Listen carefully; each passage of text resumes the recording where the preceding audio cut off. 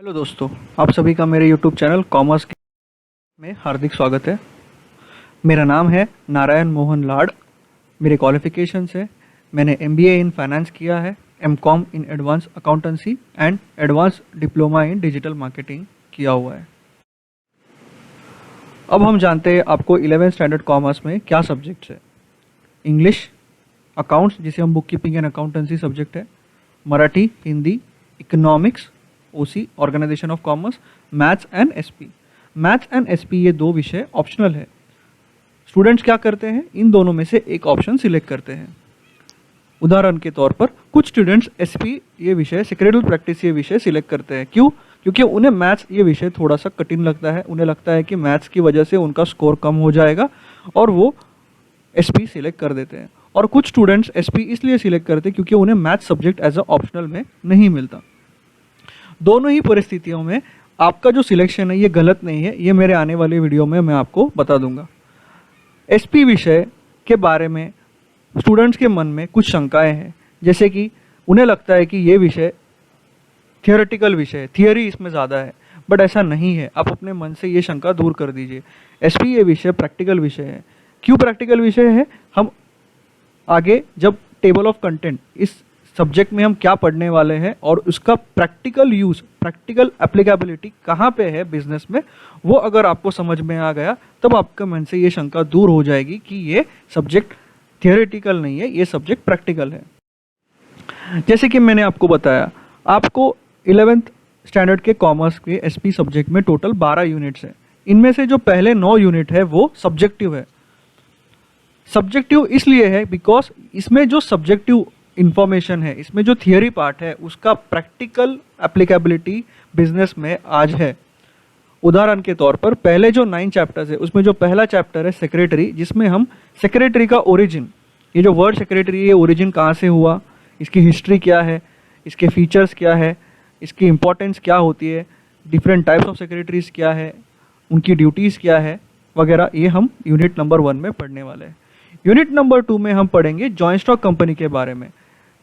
देखिए दोस्तों, हमारे आज की जो इकोनॉमिक सिचुएशन है, अर्थव्यवस्था है हमारी आज की, इसमें कई तरह के संगठन आज काम कर रहे हैं, ऑर्गेनाइजेशंस काम कर रहे हैं, जैसे कि Hindu undivided family, partnership firm, sole trading concern, joint stock company इत्यादि। उसी की बदौलत हमारे देश की अर्थव्यवस्था आज इतनी मजबूत है। तीसरे यूनिट में हम पढ़ेंगे फॉर्मेशन, कंपनी कैसे बनाते हैं, फॉर्मेशन ऑफ कंपनी, उसकी क्या प्रोसीजर्स है। चौथे यूनिट में हम पढ़ेंगे कंपनी बनाने के लिए क्या डॉक्यूमेंट्स लगते हैं, जैसे कि मेमोरेंडम ऑफ एसोसिएशन क्या होता है, आर्टिकल्स ऑफ एसोसिएशन क्या होता है, प्रॉस्पेक्टस क्या होता है, ये हम चौथे यूनिट में पढ़ने वाले हैं। पांचवें यूनिट में हम पढ़ेंगे कंपनी में मेंबर कौन है, शेयर होल्डर कौन है, मेंबर कौन है, शेयर होल्डर के क्या राइट्स होते हैं, मेंबर के क्या राइट्स होते हैं, शेयर होल्डर्स के टाइप्स कितने हैं, प्रेफरेंस शेयर होल्डर्स क्या है, इक्विटी शेयर होल्डर्स क्या है। 6th यूनिट में हम पढ़ेंगे कंपनी के महत्वपूर्ण पदाधिकारी की पर्सोनल्स ऑफ अ कंपनी, जैसे कि director, managing director, chief executive officer, chief financial officer, law officer, auditor, company secretary इत्यादि। 7वें यूनिट में हम पढ़ेंगे कंपनी में मीटिंग्स 1 और 8वें यूनिट में पढ़ेंगे कंपनी मीटिंग्स 2। दोस्तों, आपने पेपर में पढ़ा होगा, सुना होगा, देखा होगा टेलीविजन पे वगैरह कि ये word notice, agenda, motion, proxy, resolution, ये आपने सुना होगा। हम ये यूनिट नंबर 7 में पढ़ेंगे। नोटिस ड्राफ्ट करने की क्या प्रोसीजर होती है, कितना समय लगता है नोटिस सेंड करने के लिए, एजेंडा क्या होता है वगैरह। यूनिट नंबर 8 में पढ़ेंगे विभिन्न तरह की कंपनी की मीटिंग्स, जैसे कि एनुअल जनरल मीटिंग क्या होती है, एक्स्ट्राऑर्डिनरी जनरल मीटिंग क्या होती है, स्टैट्यूटरी जनरल मीटिंग क्या होती है, बोर्ड मीटिंग्स क्या होती है। एंड 9वें यूनिट में हम पढ़ेंगे communication skills of secretary. Secretary के पास कौन से कम्युनिकेशन स्किल्स होने जरूरी है। दोस्तों, सेक्रेटरी का काम क्या है? करस्पॉन्डेंस करना, कम्युनिकेशन करना अपने एम्प्लॉयर के बिहाफ पे, तो उसके पास कुछ स्किल्स होने ज़रूरी है। तो मैंने आपको पहले ही कहा था कि ये जो पहले 9 यूनिट्स है ये सब्जेक्टिव होने के बावजूद इसका प्रैक्टिकल यूसेज है बिजनेस में। और बाकी के जो 3 विषय है, 3 यूनिट्स है 10, 11 एंड 12, जिसमें हम सीखेंगे करस्पॉन्डेंस करना, पत्र व्यवहार कैसे करना। सेक्रेटरी को अगर ऑफिशियल कम्युनिकेशन करना है डायरेक्टर्स के साथ, बैंक्स के साथ, स्टैट्यूटरी बॉडीज यानी गवर्नमेंट, रजिस्ट्रार के साथ, तो वो कैसे करना है उसका फॉर्मेट, लेटर ड्राफ्टिंग हम ये यूनिट नंबर 10, 11, 12 में सीखें।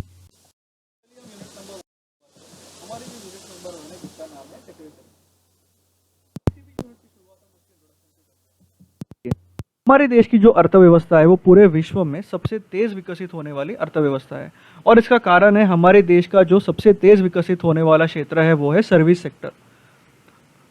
मैं आपको सर्विस सेक्टर के बारे में थोड़ी सी जानकारी दूंगा। सर्विस सेक्टर में कौन से इंडस्ट्रीज आती है, उद्योग आते हैं, जैसे कि होटल इंडस्ट्री आती है, रियल एस्टेट आता है, बैंकिंग आता है इत्यादि, और भी इंडस्ट्रीज आते हैं जो हमारे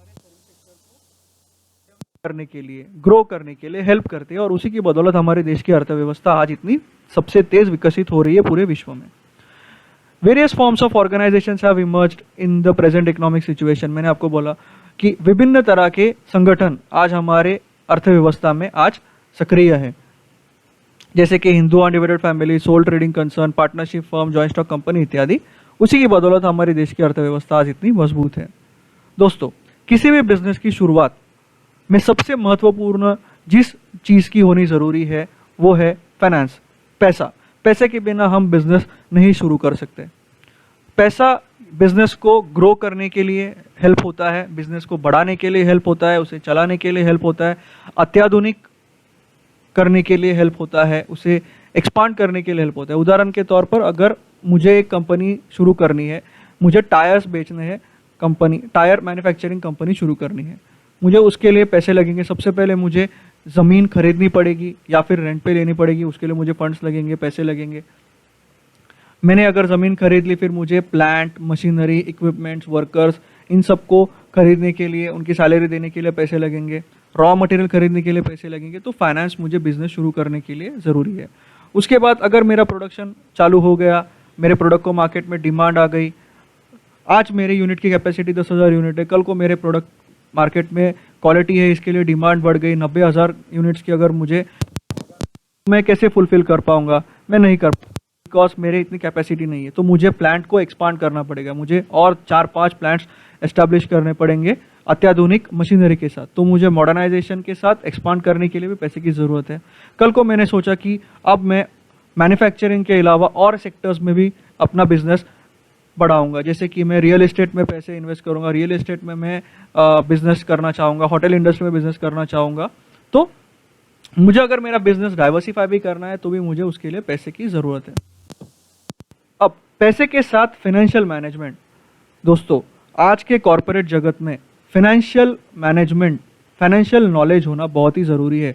बिकॉज अगर आपके पास फाइनेंशियल नॉलेज है तो आप अपने पैसे सही जगह पे इन्वेस्ट कर सकते हो, सही बिजनेस में पैसे आप लगा सकते हो, जिसकी वजह से आपका बिजनेस ग्रो करे और आपकी कंपनी को प्रॉफिट मिले, और उस प्रॉफिट का कुछ शेयर आप एम्प्लॉयज़ को in the form of bonus, dividend वगैरह, शेयर होल्डर्स को डिविडेंड दे सकते हो। उसके लिए हमें एक्सपर्ट इंडिविजुअल्स, प्रोफेशनल्स को हायर करना ज़रूरी है। प्रोफेशनल क्यों? वो प्रो है, उसको उस चीज़ का बहुत ज़्यादा नॉलेज है। तो ऐसे इंडिविजुअल्स को आज के बिजनेस सिनारियो में कंपनियां रिक्रूट करती है, हायर करती है, एम्प्लॉय करती है। क्यों? उनके पास वो स्पेशल कैपेबिलिटीज है, जैसे कि engineers, lawyers, chartered accountants, company secretary. हाँ दोस्तों, मैंने कहा था आपको ये प्रोफेशन आपको एक अलग दिशा देगा आपके करियर में। तो सेक्रेटरी का जो प्रोफेशन है, ये एक ऐसा प्रोफेशन है जो आज की जो बिजनेसमैन एंड ऑर्गेनाइजेशन की जो डिमांड है उसको फुलफिल करने का काम करता है। अब ये जो सेक्रेटरियल प्रैक्टिस, ये जो विषय है, इसमें हम क्या पढ़ेंगे? इसमें हम पढ़ेंगे सेक्रेटरी का ओरिजिन कहाँ से हुआ, उसका इंपॉर्टेंस क्या है, उसके फीचर्स क्या है, उसकी टाइप्स क्या है, उसकी अपॉइंटमेंट कैसे होती है, क्वालिटीज़ क्या होती है, उसकी क्वालिफिकेशंस क्या होनी ज़रूरी है, फंक्शंस क्या है उसके, डिफरेंट टाइप्स ऑफ सेक्रेटरीज उनकी होती है, एंड जॉइंट स्टॉक कंपनी का फंक्शनिंग कैसे होती है, वो हम इस यूनिट में पढ़ने वाले हैं। तो चलिए हम शुरुआत करते हैं सबसे पहले ओरिजिन से। तो दोस्तों, आपने न्यूज़ में, आपने टेलीविज़न में, पिक्चरों में वगैरह देखा होगा कि पुराने ज़माने में लैंडलॉर्ड्स, जो साहूकार वगैरह होते थे, इनके पास मुंशी होता था। ये मुंशी क्या करता था? ये मुंशी के पास एक बुक होती थी, जिस बुक में वो किसके पैसे आने हैं, किसको पैसे देने हैं, किसने पैसे दिए हैं, और पैसे गिरवी अगर अगर उसने पैसे लिए हैं तो उसके बदले गिरवी क्या रखा है, इन सब का कस्टडियन कौन होता है, सेक्रेटरी होता है। तो 19वीं सदी तक जो व्यक्ति किसी और व्यक्ति के फाइनेंस, आर्थिक स्थिति को, आर्थिक जो भी उसका व्यवहार है उसको संभालने का जो काम करता है उसे सेक्रेटरी माना जाता था। सेक्रेटरी का अगर वर्ड देखा है तो इसके जो पहले 6 अल्फाबेट्स है जिसको हम सीक्रेट बोलते हैं, सीक्रेट मतलब गोपनीय, गुप्त, ये लैटिन वर्ड से ओरिजिनेट हुआ है। इसका लैटिन वर्ड है सेक्रेटम और सेक्रेटस, जिसका मीनिंग है सीक्रेट्स रखना। अब हमारा जो वर्ड है सेक्रेटरी, ये भी लैटिन वर्ड से ओरिजिन हुआ है। इसका लैटिन वर्ड है सेक्रेटरियस, जिसका मतलब है someone who works for person of great, मतलब किसी महान व्यक्ति के लिए वो काम करता है। रोमन टाइम्स में सेक्रेटरी को स्क्राइबे बोला जाता था, मतलब वो एक प्रोफेशनल लेटर राइट करता था अपने एम्प्लॉयर के बिहाफ पे, और अपने एम्प्लॉयर के जो गोपनीय दस्तावेज है, कॉन्फिडेंशियल रिकॉर्ड्स है, उसे मेंटेन ये सेक्रेटरी करता था। हमारी जो एंशियंट इंडियन हिस्ट्री है उसमें सेक्रेटरी को अमात्य, सचिव, चिटनीस, ये अलग अलग नामों से जाना जाता है। सेक्रेटरी का काम क्या होता है, जो सेक्रेटरियल वर्क करता है, ऐसा व्यक्ति जो सेक्रेटरियल वर्क करता है। अब क्या सेक्रेटरियल वर्क है हम आगे जाके पढ़ेंगे। आपने सचिवालय का नाम सुना होगा, टीवी में पढ़ा होगा, न्यूज़पेपर में पढ़ा होगा, टीवी में देखा होगा। हमारे देश की जो राज्य है और जो केंद्र सरकार है, इनके जो सचिवालय है इनमें सेक्रेटरीज अपॉइंट होते हैं। उदाहरण के तौर पर defence secretary, finance secretary, home secretary इत्यादि। ये उस मिनिस्ट्री के डिपार्टमेंट्स को, उसके फंक्शनिंग को सही तरह से चल रहे हैं या नहीं है, रूल्स रेगुलेशंस फॉलो हो रहे हैं या नहीं है, ये देखने का काम किसका होता है, ये सेक्रेटरी का होता है। दोस्तों अब हम पढ़ेंगे सेक्रेटरी के मीनिंग और डेफिनेशन को। कई तरह के डेफिनेशन सेक्रेटरी के हैं, बट उनमें से मैं कुछ आपको इंपॉर्टेंट डेफिनेशंस पढ़ाऊंगा और समझाऊंगा। सबसे पहला डेफिनेशन है ऑक्सफोर्ड डिक्शनरी का। अब ये ऑक्सफोर्ड डिक्शनरी का डेफिनेशन क्या है, a person whose work is to write for others, मतलब एक ऐसा व्यक्ति जो किसी और व्यक्ति के लिए काम करता है, उसके लिए लेटर्स लिखने का काम करता है। Especially one who is employed to conduct correspondence, keep records and to transact various other businesses. उसे इसीलिए रिक्रूट किया जाता है, उसे इसीलिए एम्प्लॉय किया जाता है कि किसी और व्यक्ति के लिए वो करस्पॉन्डेंस करे। करस्पॉन्डेंस का मतलब कम्युनिकेशन करे, लेटर ड्राफ्ट करे, लेटर को रिप्लाई दे, ये सब काम वो करता है। इसके अलावा रिकॉर्ड मेंटेन करना, गोपनीय दस्तावेज अपने एम्प्लॉयर के जो भी है वो रिकॉर्ड्स को मेंटेन करना, और अपने एम्प्लॉयर के बिहाफ पे और भी अगर कोई उसको बिजनेस करना है तो वो एम्प्लॉयर के बिहाफ पे कर सकता है। अब ये सेक्रेटरी किसके लिए काम करता है, तो देखिए सेक्रेटरी किसी इंडिविजुअल के लिए काम कर सकता है, क्योंकि सेक्रेटरी का डेफिनेशन में हमने पढ़ा था, मीनिंग में पढ़ा था, who work for others, whose work is to write for others. तो किसी और व्यक्ति के लिए कर सकता है, किसी संस्था के लिए कर सकता है, सोसाइटी के लिए कर सकता है, कॉरपोरेशन कंपनी के लिए कर सकता है, और किसी पब्लिक बॉडी जैसे म्युनिसिपल कॉरपोरेशन के लिए वो कर सकता है। ये सिंपल डेफिनेशन है ऑक्सफोर्ड डिक्शनरी का। दूसरा डेफिनेशन है कंपनीज एक्ट 2013 का। एकदम सिंपल डेफिनेशन है। देखिए कंपनीज एक्ट 2013 क्या बोलता है, सेक्शन 2 सब क्लॉज 24 में कंपनी सेक्रेटरी और a secretary means a company secretary defined in clause C of subsection 1 of the company secretaries act 1980 who is appointed by a company to perform the functions of company secretary under the act. घबराइए नहीं है, ये दोनों definitions आपको by heart करने हैं, वैसे word to word लिखना है, बट इसका मीनिंग समझ लीजिए। अब ये जो कंपनी सेक्रेटरीज एक्ट 1980 क्या बोलता है, किसी भी कंपनी को अगर कोई कंपनी सेक्रेटरी अपॉइंट करना है, रिक्रूट करना है, तो उसके लिए वो व्यक्ति को मेंबर होना जरूरी है। किसका मेंबर होना जरूरी है, institute of company secretaries of India का मेंबर होना जरूरी है, बस इतना ही याद रखना है। तो कंपनीज एक्ट 2013 में क्या प्रावधान है कि कंपनी सेक्रेटरीज एक्ट 1980 का जो क्लॉज नंबर सी है, जिसका सबसेक्शन 1 है, उसमें यह प्रावधान दिए गए कि किसी भी व्यक्ति को अगर आपको कंपनी सेक्रेटरी करके अपॉइंट करना है तो उस व्यक्ति का मेंबर होना जरूरी है। किसका मेंबर होना जरूरी है, institute of company secretaries of India. अब दोनों डेफिनेशन से हमने क्या सीखा कि सेक्रेटरी एक ऐसा व्यक्ति है जो किसी और व्यक्ति के लिए काम करता है, लेटर लिखने का काम करता है, करस्पॉन्डेंस करने का काम करता है, उस व्यक्ति के लिए मीटिंग्स अरेंज करना काम करता है, उस एम्प्लॉयर के जो सीक्रेट डॉक्यूमेंट्स है, गुप्त दस्तावेज है, उसको सीक्रेट रखने का काम करता है। और कोई भी एडमिनिस्ट्रेटिव वर्क करने का काम ये सेक्रेटरी करता है। अब हम सेक्रेटरी के फीचर्स एक एक करके जानेंगे। सबसे पहला सेक्रेटरी का फीचर है इंडिविजुअल। अब सेक्रेटरी की अपॉइंटमेंट कैसी होती है? देखिए, only individual can be alone be appointed as a secretary. मतलब आप केवल व्यक्ति को ही सेक्रेटरी करके अपॉइंट कर सकते हो। उदाहरण के तौर पर मिस्टर ए मिस्टर बी को सेक्रेटरी करके अपॉइंट कर सकते हैं, क्योंकि मिस्टर बी कौन है? एक इंडिविजुअल है, एक व्यक्ति है। परंतु मिस्टर ए एबीसी कंपनी को अपॉइंट नहीं कर सकता। क्यों? एबीसी कंपनी क्या है? एबीसी कंपनी एक संस्था है, एक कंपनी है, एक फर्म है।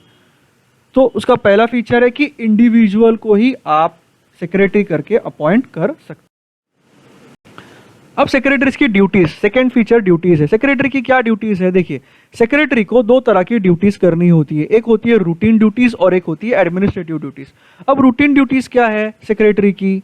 देखिए, क्लेरिकल वर्क, मतलब प्रिंट आउट, जेरोक्स, फाइलिंग करना, ये सारी उसकी क्लेरिकल ड्यूटीज, ये उसकी रूटीन ड्यूटीज है। इसके अलावा रिकॉर्ड्स मेंटेन करना, वाउचर्स वगैरह, उनके डेटा वगैरह रिकॉर्ड्स मेंटेन करना, अपॉइंटमेंट अपने एम्प्लॉयर की जगह पे उनके अपॉइंटमेंट्स फिक्स करना, रिमाइंडर्स देना अपने एम्प्लॉयर को, किसी इंपॉर्टेंट मीटिंग के कहीं जाना है तो वो रिमाइंडर्स देना, और एम्प्लॉयज के जो भी क्वेरीज वगैरह है वो रिप्लाई करना। ये उसकी रूटीन ड्यूटीज आ गई। अब सेक्रेटरी की एडमिनिस्ट्रेटिव ड्यूटीज क्या है? करस्पॉन्डेंस, कम्युनिकेशन करना अपने एम्प्लॉयर की जगह पे, प्रोफेशनल लेटर ड्राफ्ट करना, कम्युनिकेशन करना अपने एम्प्लॉयर की जगह पे, मीटिंग्स अरेंज करना अपने एम्प्लॉयर की जगह पे ऑन बिहाफ पे, और रिकॉर्ड मेंटेन करना, गोपनीय जानकारी जो भी एम्प्लॉयर की है उस रिकॉर्ड को मेंटेन करना, एंड इंफॉर्मेशन प्रोवाइड करना। किसे इंफॉर्मेशन प्रोवाइड करना? गवर्नमेंट ने अगर कोई जानकारी मांगी है तो वो गवर्नमेंट को जानकारी देना, शेयर होल्डर्स ने कोई जानकारी मांगी है तो शेयर होल्डर्स को वो जानकारी देना, एम्प्लॉयज ने अगर कोई जानकारी मांगी तो एम्प्लॉयज को वो जानकारी देने का, ये सेक्रेटरी की एडमिनिस्ट्रेटिव ड्यूटीज है। अब हम सेक्रेटरी क्वालिफिकेशन के बारे में जानेंगे। दोस्तों, जॉइंट स्टॉक कंपनी में अगर किसी सेक्रेटरी को अपॉइंट करना है तो हमने डेफिनेशन में देखा था, सेक्रेटरी को क्या होना जरूरी है? वो मेंबर होना जरूरी है। किसका मेंबर होना जरूरी है? Institute of company secretaries of India. ये उसकी क्वालिफिकेशन है किसी भी कंपनी में, जॉइंट स्टॉक कंपनी में सेक्रेटरी करके अपॉइंट होने के लिए। इसी तरह से अगर किसी गवर्नमेंट डिपार्टमेंट में अगर सेक्रेटरी को अपॉइंट करना है तो वो गवर्नमेंट के रूल्स एंड रेगुलेशन है, जैसे कि अगर होम सेक्रेटरी है, डिफेंस सेक्रेटरी है, फाइनेंस सेक्रेटरी है वगैरह, ये गवर्नमेंट की जो एग्जाम्स वगैरह होती है, जैसे कि यूपीएससी, एमपीएससी की एग्जाम्स पास होने के बाद अकॉर्डिंगली उन्हें वहां पे पोस्टिंग मिलती है सचिवालय में, सेक्रेटरीट में। अब सेक्रेटरी को कौन अपॉइंट कर सकता है? देखिए, सेक्रेटरी को मैं अपॉइंट कर सकता हूं, आप अपॉइंट कर सकते हो, प्रोफेशनल्स अपॉइंट कर सकते हैं, जैसे कि एक्टर्स अपॉइंट कर सकते हैं, स्पोर्ट्स पर्सनालिटी अपॉइंट कर सकती है, पॉलिटिशियंस अपॉइंट कर सकते हैं। ये हो गया पर्सनल सेक्रेटरी। जो पर्सनल सेक्रेटरी क्या है? जो मेरे रूटीन काम है, क्लेरिकल काम जो होते हैं वो प्रोफेशनल पर्सनल सेक्रेटरी देखने का काम करता है। और होता है इंस्टीट्यूशनल सेक्रेटरी। इंस्टीट्यूशनल सेक्रेटरी यानी ऑर्गेनाइजेशनल सेक्रेटरी, जैसे कि सोसाइटी का, हम सब जिस सोसाइटी में रहते हैं वहां पे एक सोसाइटी का सेक्रेटरी होता है, वो सोसाइटी के एडमिनिस्ट्रेशन का काम देखता है, तो सोसाइटी सेक्रेटरी को अपॉइंट कर सकती है, कोऑपरेटिव सोसाइटी सेक्रेटरी को अपॉइंट कर सकती है। कॉर्पोरेशन यानी companies, public limited company, private limited company secretaries को अपॉइंट कर सकती है। गवर्नमेंट, मैंने आपको बताया सचिवालय में जो finance secretary, home secretary, government secretary को अपॉइंट कर सकते हैं। पब्लिक ऑर्गेनाइजेशन जैसे कि म्युनिसिपल कॉर्पोरेशंस वगैरह सेक्रेटरी को अपॉइंट कर सकते हैं। तो सेक्रेटरी की अपॉइंटमेंट दो तरीके से होती है, एक होता है पर्सनल सेक्रेटरी और एक होता है इंस्टीट्यूशनल सेक्रेटरी। पर्सनल काम के लिए individuals, professionals personal secretary hire करते हैं, और इंस्टीट्यूशनल सेक्रेटरी उस इंस्टीट्यूशन के एडमिनिस्ट्रेशन को देखने संभालने के लिए इंस्टीट्यूशनल सेक्रेटरीज को हायर करते हैं। अब सेक्रेटरी एक पेड एम्प्लॉई है। सेक्रेटरी को सैलरी मिलती है, आइदर उसे सैलरी मिलती है और उसे एक मानधन मिलता है उसकी सर्विस के लिए। जैसे कि अगर हमने किसी गेस्ट लेक्चरर को बुलाया तो उसको हम टोकन ऑफ अप्रिसिएशन कुछ ऑनरी देते हैं, ऑनरियम देते हैं, मानधन देते हैं। वैसे सेक्रेटरी को आइदर आप सैलरी दे सकते हो या आप मानधन दे सकते हो, ऑनरेरियम दे सकते हो।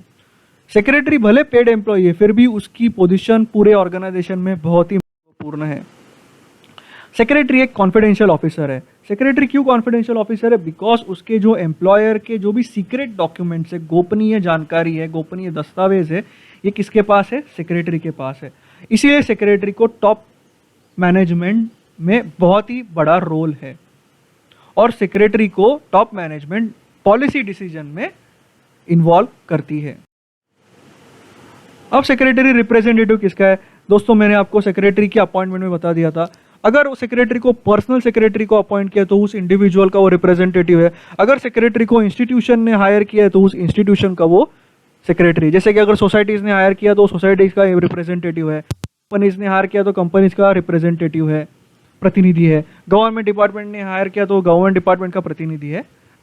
ऐसे रिप्रेजेंटेशन वो किस संस्था ने अगर किया तो उस संस्था का प्रतिनिधि है, और व्यक्ति ने अगर उसे अपॉइंट किया तो उस व्यक्ति का वो प्रतिनिधित्व कर। और सबसे last important feature quality. Secretary के पास क्या क्वालिटीज होनी चाहिए? सेक्रेटरी को कुछ क्वालिफिकेशंस होना जरूरी है, वैसे उसके पास भी होना जरूरी है। उदाहरण के तौर पर सेक्रेटरी के पास कंसंट्रेशन, ये क्वालिटी होनी चाहिए। एकाग्रता, फोकस, अपने काम के प्रति, अपने बिजनेस के प्रति फोकस होना जरूरी है। अगर वो फोकस से काम करेगा तो वो अपनी कंपनी को प्रॉफिट मेकिंग कंपनी बना सकता है। इंटेलिजेंस, सेक्रेटरी का होशियार होना जरूरी है। अपने इंटेलिजेंस का फायदा वो अपने बिजनेस को बढ़ाने में कर सकता है। टैक्ट, टैक्ट यानी टैक्टफुलनेस, मतलब सिचुएशन को हैंडल करना। अगर कोई क्राइसिस सिचुएशन है तो उस सिचुएशन को संभालना और उस क्राइसिस सिचुएशन से अपने कंपनी को बाहर निकालना, ये उसमें क्वालिटी होनी जरूरी है। लॉयल्टी, सेक्रेटरी का क्यों लॉयल होना जरूरी है? क्योंकि सेक्रेटरी के पास अपने एम्प्लॉयर की गोपनीय दस्तावेज, गोपनीय जानकारी है, गुप्त जानकारी है, जो वो अपने कस्टडी में रखता है। उसके एम्प्लॉयर ने उसके ऊपर विश्वास, भरोसे से वो जानकारी दी है, तो उसका लॉयल होना अपने एम्प्लॉयर के प्रति जरूरी है। कोऑपरेशन, सेक्रेटरी को अपनी ऑर्गेनाइजेशन में कोऑपरेशन से काम करना, कोऑपरेटिव एटमॉस्फेयर में। क्योंकि देखिए किसी भी ऑर्गेनाइजेशन का सक्सेस तब होता है जब उस ऑर्गेनाइजेशन में टीम स्पिरिट हो, सब मिलजुल कर काम करे। तो सेक्रेटरी का काम होता है कि वो हर टॉप मैनेजमेंट, लोअर मैनेजमेंट सबसे कोऑपरेटिव से काम करे, जिसकी वजह से वो ऑर्गेनाइजेशन ग्रो करे। कर्टसी, सेक्रेटरी का हम्बल होना जरूरी है, डाउन टू अर्थ होना जरूरी है। उसमें अगर एरोगेंस हुआ, घमंड, अगर सेक्रेटरी के पास, अगर सेक्रेटरी घमंड है तो वो ऑर्गेनाइजेशन ग्रो नहीं कर सकती। तो उसको कर्टसी, हम्बलनेस इसमें होना जरूरी है।